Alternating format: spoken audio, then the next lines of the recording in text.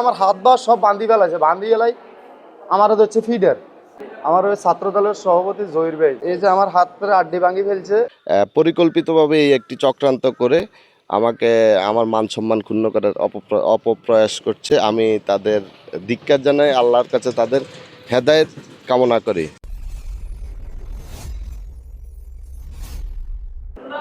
ভাই আমার নাম রবিউল হোসেন, আমার বাড়ি হলো আতাগারা।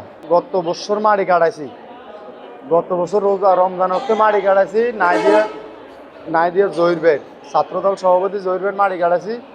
হে আমারে টাকা দিব কই, টাকা দেয় না, আর মারধর করে, উল্টে আর হুমকি দেয়, কয় তুই আইলে তোরে মারিলেই, তোরে ধরিলে এনজুম মাদার চোদের বাচ্চা, তুই আইলে তোরে মারিলেই। তখন আমি সবাই এলাকাবাসী সবার কাছে বিচার দিয়েছি, কেউ বিচার করে না। পরে আমি লাস্টে আমার মোশারফ হোসেন মসুবের কাছে জানি জিনিসটা জানাইছি।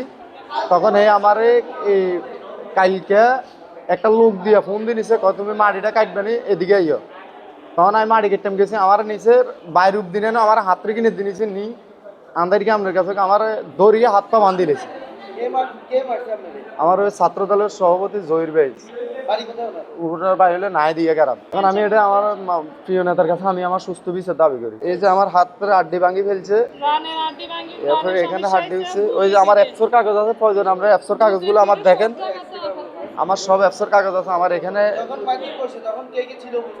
ওইখানে ওরা আমার মুখ মুখ দুই তিনজনের চিনে জানা, আর একজনকে চিনে যে আমার ফোন দিয়েছে ওনার মাড়ি কাটাইবার নাম দিয়ে, ওনার নাম হচ্ছে রোবেল। আমি ওনার এসে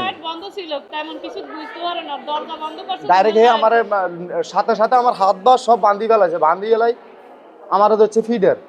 এখন আমি মাকে মাকে কইছি কি দুইবার হলাইতাম লই, হলাইতে মারি না। পরে আমার এলাকার লোক গেছে, লোক যায় আমার উদ্ধার করে। আমার একটা লোক ছিল, হের ভাই হলো নোয়াখালী, হে মারি কাটে আমার এখানে। হে যদি এলাকার থুন না দেয় তাহলে হে আমার মারি গেলা।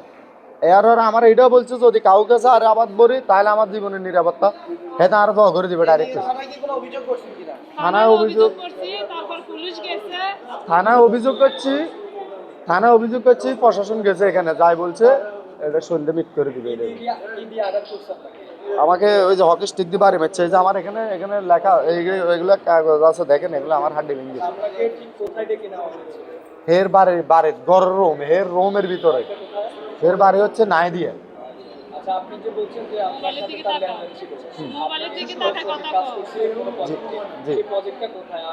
হে প্রজেক্ট হলো তফুইয়া, আর লেনদেন হইতো হেগোয়া এলাকায়, হের মামার কাজ আর কি। হাসপাতালে ভর্তি করাইছেন, হাত পা ভেঙে দিয়েছেন, এই বিষয়টা নিয়ে একটু কথা বলবেন।